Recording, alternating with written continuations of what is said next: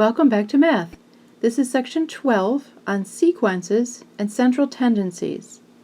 For sequences, we'll talk about arithmetic sequences and geometric sequences. We'll talk about the central tendencies mean, median, mode, and range. We'll look at some box and whisker plots, the normal distribution, and talk a little bit about collecting data.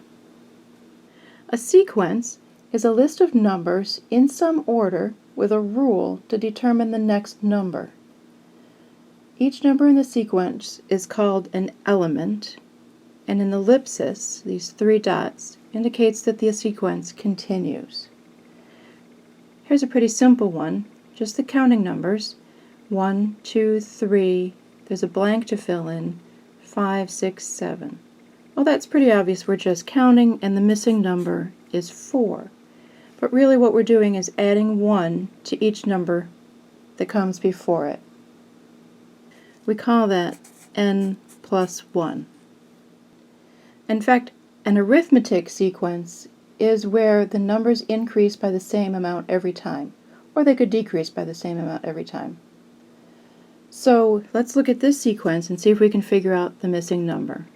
We have 7, 12, 17, a missing number, 27, 32, and 37. Well, it's still also pretty obvious to see this.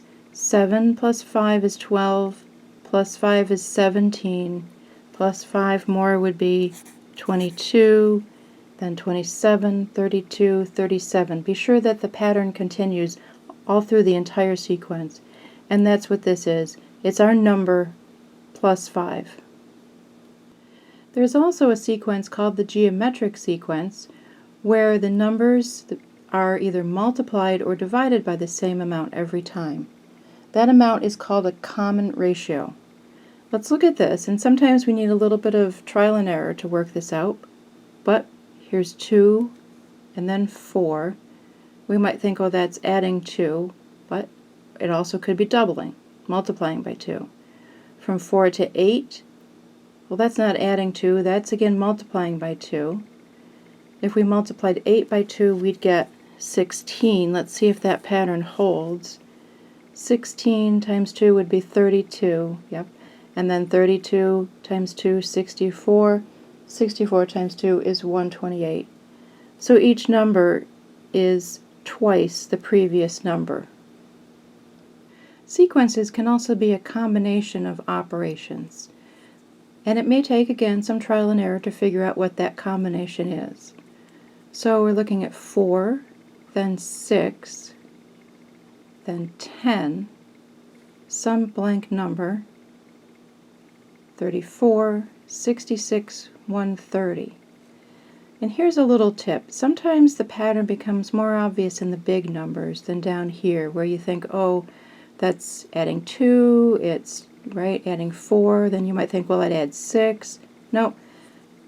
Notice that 66 is almost twice of 34, and 130 is almost twice of 66. In fact, half of 130 would be 65, and half of 66 would be 33. So maybe what we're doing is doubling the number before the previous number. Let's see if that continues to work. Instead of doubling 4, let's double the number before it. Subtract 1 and get 3, and then double it. Right, and then we'd get 6. Subtract 1, you'd get 5, and double that, we'd get 10. Subtract 1 from 10, we'd get 9. Double it, we'd get 18. Subtract 1 from 18, and it would be 17, doubled 34. So the sequence continues all the way through, and we can describe this as our number minus 1 and then multiplied by 2. Now let's talk about some central tendencies. Central tendencies, that means we're talking kind of about the middle of a set of data. There can be all kinds of sets of data. Grades on a test, scores of a sports team, movie sales, or even the cost of groceries. All groups of data. And to describe the trends or the changes in the data, we need ways to summarize that data. So instead of listing every student's grade in a class, we might just say, well, the average grade was 82. But did everyone in the class get an 82? How many students failed? There are many ways to summarize the data. Knowing how each method is calculated will help us understand the data that's described. One of the most common central tendencies is to take the mean, which is also called the average. The formula for a mean is to take the total of all the values and then divide by the quantity of values. Here's an example. If 9 students take a math test, here are their scores, 100, 89, 52, and so on. You add all those up and then divide by the number of students that took the test. That's 9. We add all this up and we get 720 divided by 9. So the mean is 80. Another common central tendency is the median. The median literally means the middle number. So we took the same scores on the math test and we rearranged them from low to high. And then we literally look at what is the middle number. And that would be here because 4 people got higher than that, 4 people got lower than that. So we would say the median of this group of numbers is 86. That's great when there's an odd number of scores. What about when there's an even number of scores?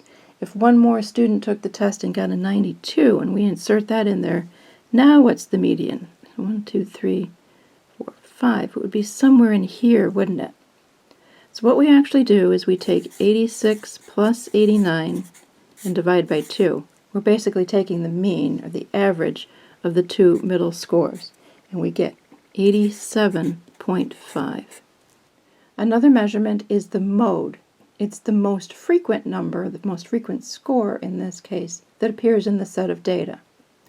These are also listed from low to high, which makes it kind of easier to spot the mode. Here's 2 students that both got 94. So we would say the mode on this test is a 94. If no number appeared 2 or more times in your list of data, then it's said that there is no mode. And now we'll talk about range. Range is the difference between the highest and the lowest value in the data set. So again, for this one we have a range of numbers from 52 to 100. So if we take the difference between the highest number, 100, and 52, we'll get 48. So the range on this test is 48.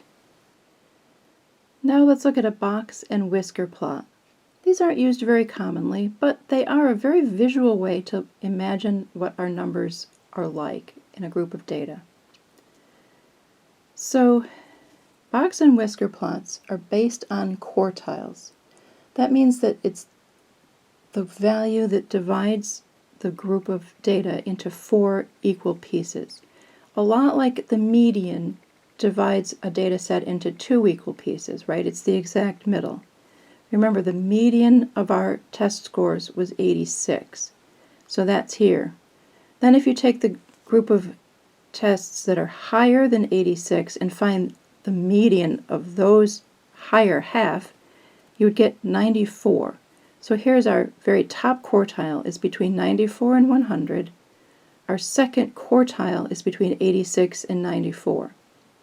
You do the same thing for all the scores below 86, below the median, and find the number that divides those in half. And on this test it was 66. So 25% of the students got between 52 and 66, 25% between 66 and 86. The high score and the low score are marked with endpoints. So here's an endpoint at 52, that's the lowest score on the test, and here's an endpoint at 100, the highest point on the test.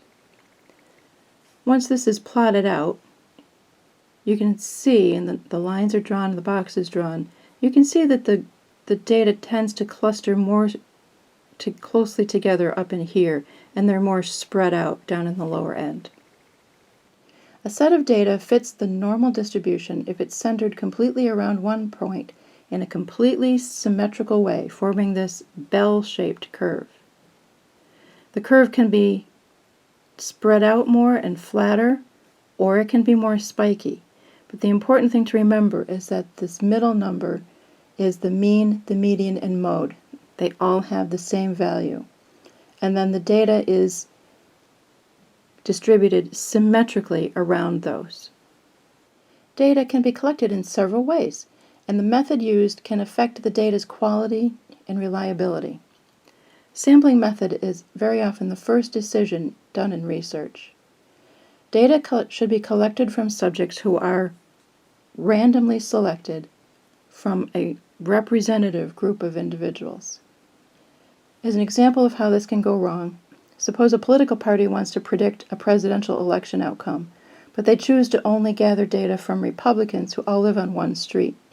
The results are probably going to be much different than the data gathered if the data was gathered randomly from all the likely voters in the election.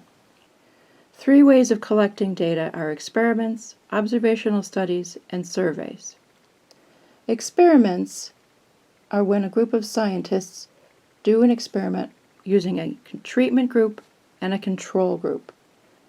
For example, if they were doing research on people with colds, the treatment group might get a new cold medicine, while the control group just got a placebo.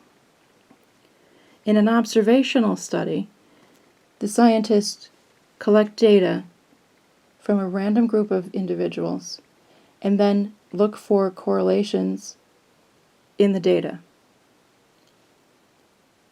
Data is often collected by surveys. They can be written questionnaires, or they can be a personal interview, a phone interview, or even a social media interview. Surveys may be quicker and cheaper than the other methods, but they need to be carefully designed and implemented, however, in order to come up with reliable results.